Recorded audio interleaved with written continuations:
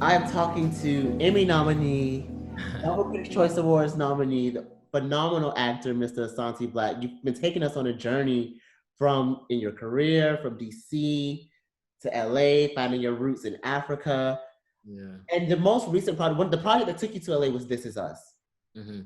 And you play the character Malik. And what I love about the storyline of that character is that it made me rethink. It made me, because I know you, I'm obviously you play Malik, but I still see Asante as well. So because I know you, it made me shift my perspective of how I feel about teenage parenting.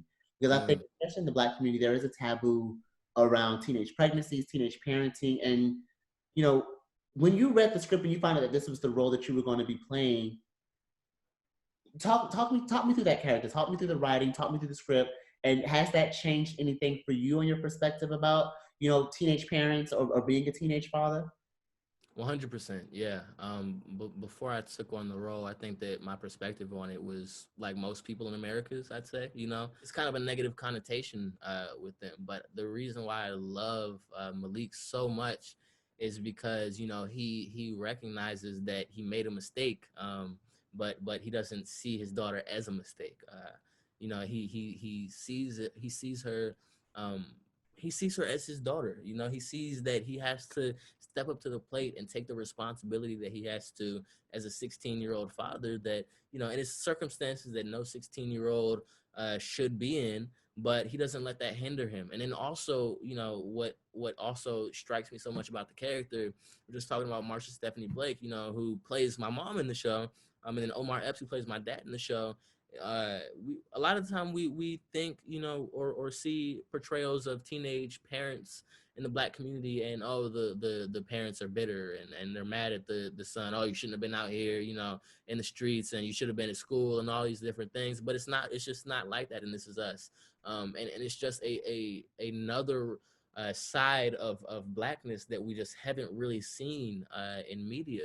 And in film and TV. And I think that it's just such a beautiful thing because like you said, it made me rethink it too. It made me rethink, okay, well, if I see somebody that looks around my age with a stroller, what is my immediate judgment going to be about them? And then if I do have that immediate judgment, let me pull back and be like, wait a minute, I'm literally playing a character with this guy is one of the most stand-up guys that I've seen in television, yet he has this hindrance on him, but doesn't see it that way. It's just a part of who he is. So I think that the writers of This Is Us are just genius for bringing that storyline into it, because everybody watches This Is Us, man. Everybody. So people that don't have or may have had biases towards teenage parents in the first place, that may be immediately flipped. Well, when you are able to take taboo topics and shift people's biases, because that's completely what it did for me. I think that's powerful storytelling, really powerful storytelling. There was this quote that I reposted on my story, but it said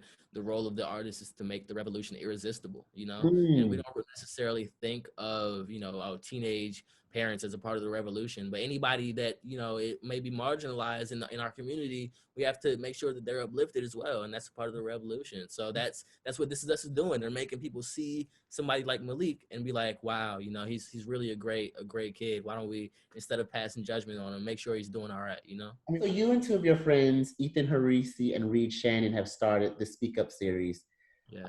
Which I think is such an amazing initiative. What was the thinking behind that? What made you guys start that, and what's to come from Speak Up series? With what's been going on in recent events in the past, a little over a month, immediately after George Floyd was murdered, we kind of, or at least me, I had kind of a sense of helplessness almost, watching that video and just seeing him be kneeled on for 8 minutes and 46 seconds. I remember I talked about it on my live too. I was just kind of just venting about it, trying to get it out. But when I watched that video, it was not almost as if I felt my chest tightening, you know, as if I was the one that couldn't breathe in that moment, you know. And I think that a lot of the time, you know, people don't recognize or realize that when you're Black and you're seeing people that look like you be killed like senselessly and horrifically on a consistent basis, not only does that take a toll on your mind, but it takes a toll on your body too. Man, like a couple weeks after I saw that video, I didn't eat at all, man. I lost like 10 pounds. I was in bed all the time. And so it was from that's when I say like there was like that sense of helplessness. I just didn't know what to do. I was lost. And then Reed Shannon, he went live as well to kind of vent and get his stuff out. And he saw that I had went live, and he told me that inspired him to hit me up. But he texted me. He was like, "Bro, I think that we really need to do something like about everything that's going on. I don't know what, but I think that we need to do something, you know, for the youth and for Gen Z and for young adults, because I feel like we all kind of have the same collective feeling right now. It's a lot of sadness in the air."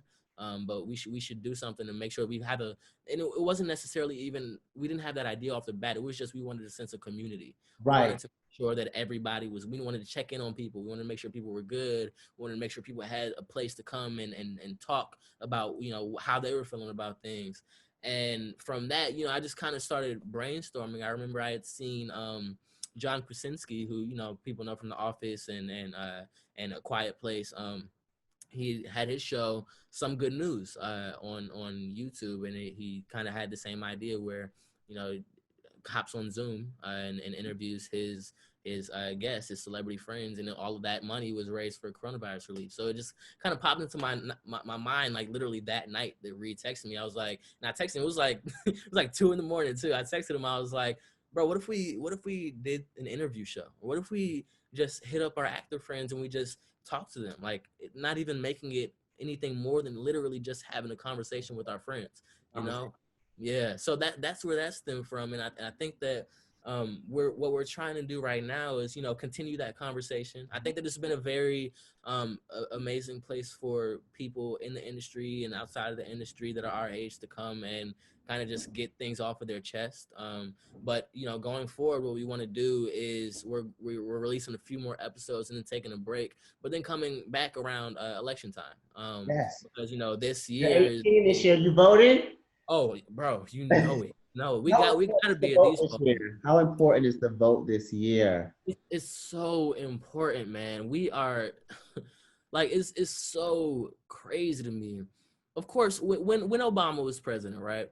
When he was elected, I was 7 years old, right? I grew up I grew up seeing a Black president. That's how That's I grew up. crazy. That's Yeah. crazy.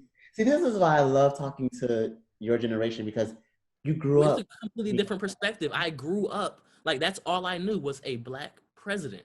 And then we go to number 45. A complete stark shift. And it's like just so crazy to me on a consistent basis. I've said this before too.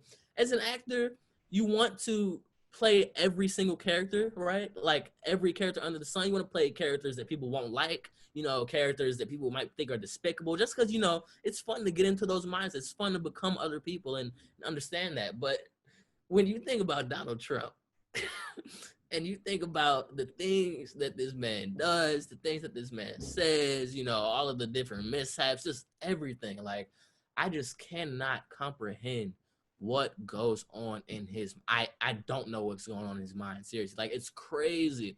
And then of course there's the things that he does on a consistent basis that, you know, the average American person is just like, what are you doing, dude? But then there's the blatant racism, the blatant sexism, the blatant homophobia. I mean, it just goes on and on and on. And it's like we cannot, especially with how we're moving forward as a community, and we're making sure that, you know, everyone feels included.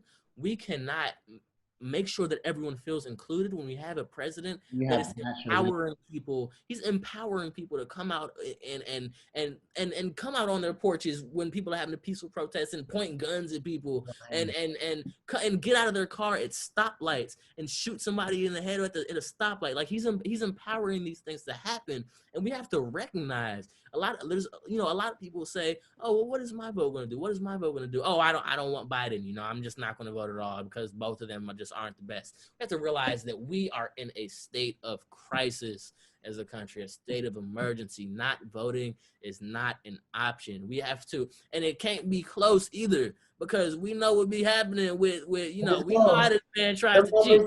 Somebody in the background playing with those numbers. So it needs to be such a massive disparity between the two. Exactly. No So that's why I'm gonna be at these polls. That's why I'm gonna get a group of my friends. I'm gonna get about 30 of them people. We're gonna be at the poll, having a party there. You know what I'm saying? But we have to. We need your generation to turn, because I feel like your generation is hyped now. Like you guys are like with the protests and with everything that's been happening, you've seen it. But if you guys turn voting into a movement, we'll win. We'll win. It's really, that's, like we said, irresistible. Yeah. It's really up to your generation, because I feel like my generation, my parents' generation, my grandparents, I think that they were hopeless, but I think that the recent protests and the whole movement, the Black Lives Matter movement, my grandmother called me the other day. My grandmother's 70, one of my grandmothers is 86, 175, and she called me, she said, I never thought that I would live to see so much unison in the Black community. Wow. And that was just really powerful to hear her say that. And I think that there's a lot more hope now. There's a lot more hope. And I think that we have to win. We have to. There's no other option. Another 4 years is not an option. Not an option. No. Quarantine. We've been in quarantine. I mean, I've stopped counting the days now. I know, right? Who have you become in quarantine? And who do you want to become coming out of it? What's next for Asante? For me in quarantine, like, I'm not even gonna lie, it's just been on and off. Like I, right before I told you, or right before I hopped on, I texted you, told you I was just working out. But then there's days where, I don't know. It's just like, it's weird, because I think that quarantine is just affecting our minds in a way that, we just haven't experienced it before. So then there's days where, I'm just like, okay, well, we're not getting out of quarantine anytime soon. So like, I might as well just lay in the bed, and I think that's okay. I think that's okay to be able to ebb and flow like that. Yes, I agree with you 100%. 100%. Yeah, we got to be able to, we got to be able to have days where we want to be the most productive person in the world. We got to have days where we want to just lay on the couch all day. And there's nothing wrong with it either, because we have to allow ourselves the space to just be, There's already so much pressure, especially as, Black men and just Black people in general. There's already so much pressure to be so much more and to keep on going, because, of course we have to be 2 times more to get halfway, but we also have to recognize that a lot of the time we have to take care of ourselves first and foremost, because everything in this country and everything in the world, honestly, is kind of putting us or puts us at the bottom, which is why we have to make sure that we put ourselves at the top, and really take care of ourselves. So that's who I've become. I hope that outside of quarantine, I think that it'll definitely it's made me so much more appreciative of just, the little things, like going to fittings, and just getting out and about and having a regular routine. So I think that outside of quarantine, I will finally be able to manage my time better and not be late to every event that I've ever gone to. Cause I'm gonna be there 30 minutes early when we got in the quarantine. It might be the last event you go to. I know, right? Hey, we ready. You know what I'm saying? We ready to get up in there, but Asante for another hour. You're a little bit early. Seriously, man. But yeah, that's what's happening outside of quarantine for me. Okay. Well, Asante, thank you so much. You are exceptional, and you're already just charting such a beautiful course that just is so organic to who you are. I think that's testament to your mom and dad, your family, your upbringing, the world is not ready for your greatness. So Oh man. give it to us. We're ready. I mean, we're not ready, but we're ready. No, but I'm excited to see where your career goes. I'm excited to see this continue to blossom and develop because you truly are, like I said in the beginning, you truly are one of the most profound, unique, intelligent, well-versed, well-read people that I've met. So thank you. Thank you.